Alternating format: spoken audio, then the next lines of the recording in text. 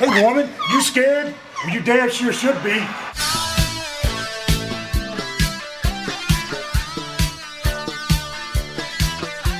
What is interesting about this match that we're doing, and this match we're doing is Stone Cold Steve Austin and Triple H versus Chris Jericho and Chris Benoit on Monday Night Raw. This is regarded as being one of, if not the greatest match in Raw history. And Raw has been going since 1993, every single week. That is a ton of matches. Yeah. And this does seem to be the best one. But it's problematic for WWE. And the reason for that is because it involves Chris Benoit. What's funny about it is because for WWE, they now cannot do things like what are the 100 greatest matches in Raw history. An absolute obvious thing for a sports entertainment company to do. Because you will always have people going, yeah, but what happened to that match? Yeah. They've actually addressed this, which is in 2015, they put together a list of the top 100 matches in Raw history. They just left it off. They didn't even fucking explain it. They were just like, this is not going to be mentioned. Yeah.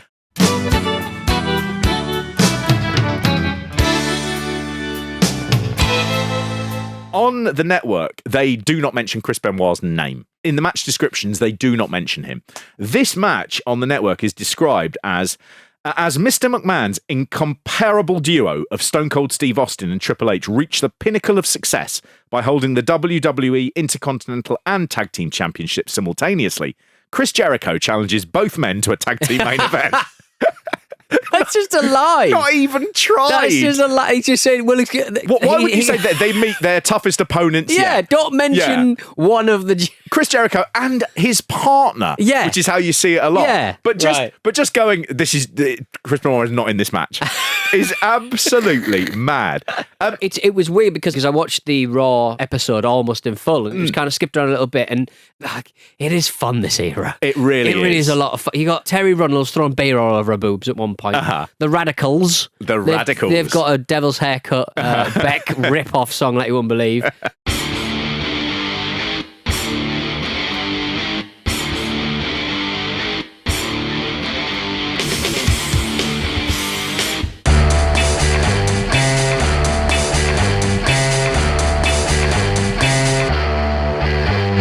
Something's wrong 'cause my mind is fading.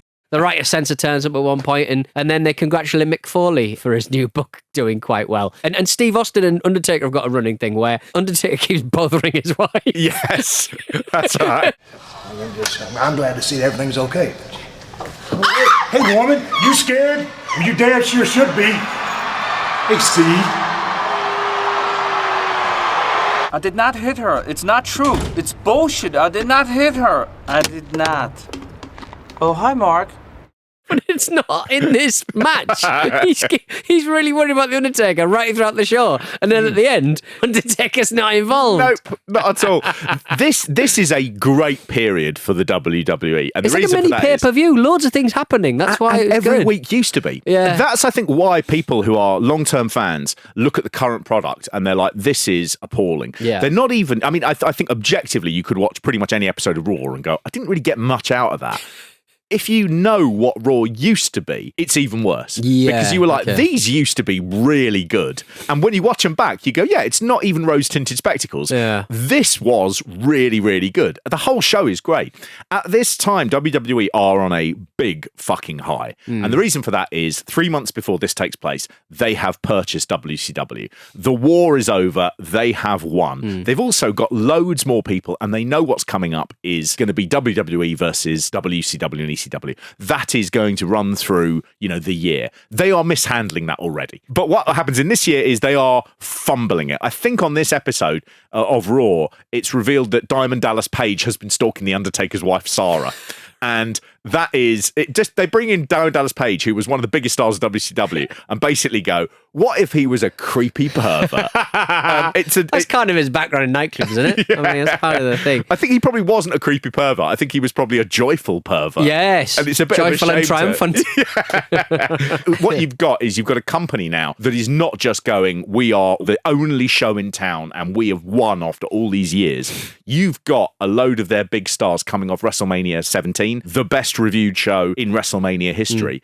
And they are going, shit, we are the stars of the only show in town. And we are going to hold on to our position by being better than everybody else. That is what happens here. They've put together Austin and Triple H, the big headliners. They have put them together as the two-man power trip, with Mr. McMahon, Vince McMahon, being sort of, not quite a manager, but certainly involved with them. They are at the top, and they are going to be this unassailable force. Yeah. What they do brilliantly here is they put them up against Chris Benoit and Chris Jericho, two people that the crowd love, who are renowned for having great matches, but they're having matches with people at their level. They're having matches against each other. They're having matches against Kurt Angle. They're having matches against sort of Edge and Christian and people like that. And they are really, really good. And this is the moment where they go, okay, we've always had a sense of them being from WCW, so we didn't really want to push them. They're slightly smaller, but they seem to be really charismatic and great in the ring. And this is the moment they go, right, let's create two proper big main event stars. Yeah. It all happens in this match. Austin at this point as well is doing the start of his paranoid heel routine. It's Shakespearean to me. What you have is you have the king, you have the guy at the top of the mountain, and he's surrounded by people and he thinks they're all assassins.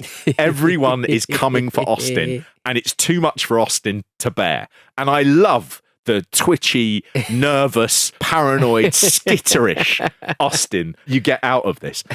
Visually, this whole thing with the crowd who are so into it, the number of signs and the graphics as well in this, I love. This is properly good. When Austin comes down, you get the Aston with his name on it, and it goes chung, like that, like a metallic chung, and it does it again when it goes. Everything is so worked out. Yeah. It's a company here who are flying in all cylinders firing. It's just brilliant. Yeah. You know, Jericho and Benoit, they were never set to win, and everyone was interfering in the finish. It was frenetic. It was the most enjoyable Triple H experience I've had, and it was around 15 minutes long. Yeah. It's the old saw. His matches are too long, but we had twice the amount of people in there, and it was half the amount of time, and it was perfect. Isn't it? I mean, there is no breathing space in this match either. They start at a fever pitch, and they just keep on going up and up and up and up. Referee was brilliant in it as well. He played such a huge role in it all. It was wonderful. He gets dragged out a couple of times. I think right at the end, he's unsure whether he's going to be dragged out again, so he positions himself to be dragged out, and then isn't. I mean, you know, you see here as well people like Benoit, and Benoit, you talk about Benoit's intensity. I think we knew then, and we definitely know now. How intense he is. He's too intense. Too intense. But on the pill, some might say. Yeah, what he brought a sense of realism, you know, and he is such a good wrestler that he's one of the few people, I think, that you could say, certainly in the modern WWE era, who solely got across by the skill of what he did in the ring. He was terrible on the mic. Yeah. He doesn't have a warm personality that you naturally cling to, but when he was in the ring, he could absolutely bewitch you. And Jericho, having seen him obviously, you know, continuously through his career, and certainly over the last 3 years, you do forget there was a point where he was incredibly in shape and really beautiful. Yes. And it's funny now, you sort of, you know, I did watch it and I thought, if I'd have married Jericho in 2002, I'd be annoyed how this went. I'd be looking back now and just going, I'm furious about this. You know, I'm not gay. And I think this has been... Put that at the start of the show. This is... you know, this is... I panicked. Yeah. I married Chris Jericho. I thought he was very good looking. He was very good looking, Yeah. you know. And to be honest, I'm not going to marry a better looking woman than Chris Jericho the man. Yeah. Very beautiful. That's fair. I just thought, oh, Jericho, you've really ruined yourself. You look really good. But then I imagine when I was watching this in 2001 as well, I probably looked a lot better as well. Yeah. That's why if we'd have married, people wouldn't have questioned it at the time. No. It's only now.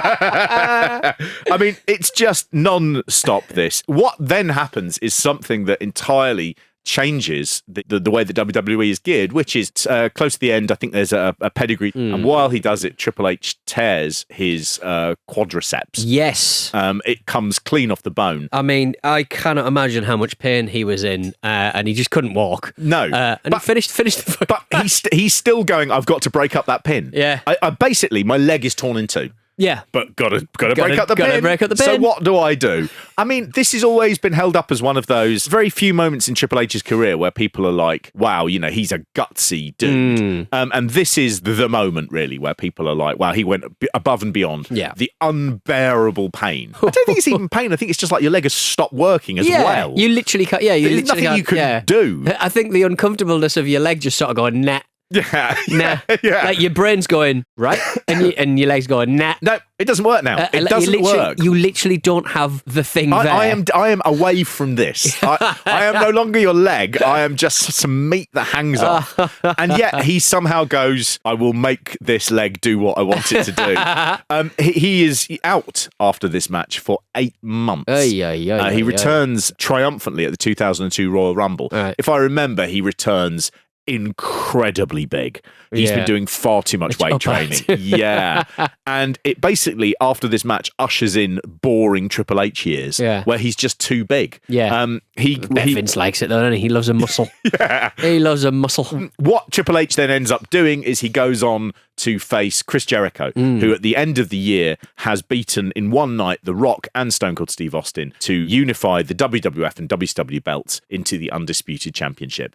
Triple H will then go and beat him at WrestleMania 18 in a match that it's the main event on the card, and it shouldn't have been, because the main event should have been The Rock versus Hulk Hogan. Right. It was obvious that was going to be better. And so it's quite a disappointing main event. But to do this level of match on a weekly show and to give it the right amount of time and to have everybody really with their working shoes on. No one is like, well, this isn't a pay-per-view. They treat everything like it's the most important show that they've had that year. And that just comes through in spades on this show. Yeah. I loved this match. I remember loving it when it was on and thinking this was the most exciting thing I'd seen for years. And I watched it the other night and I just thought it's incredible how you could put this match on tomorrow and it would still be a match that everyone just went, that is fantastic. Seeing a man with no quad throwing his stupid hammer around.